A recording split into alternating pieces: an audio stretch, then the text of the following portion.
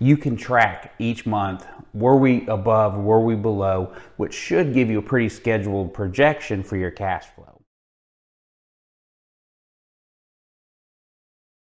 Hey, it's Steven, Gulf Coast Multifamily.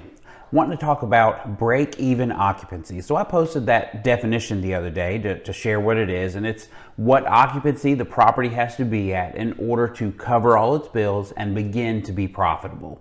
Usually properties are in the 80s for break-even occupancy if it's a great deal or potentially in a rougher area. Sometimes that number can be in the 60s or 70s. The bigger, nicer properties in a great market, usually they start out, could potentially be in the mid to high 90s for break-even occupancy. But the reason that I like that number, since it is so similar to debt service coverage, like they're all similar formulas that give you the same idea, how much are you going to actually make with this particular property.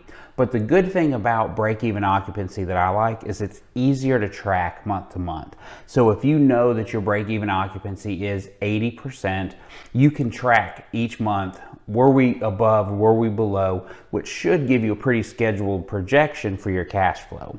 And any business large enough to be even just as big as an apartment is, the kind of cash flow that has, any business that size is going to have a cash flow projection, and break-even occupancy is an easy way month after month to be able to tell where you stand with your current property.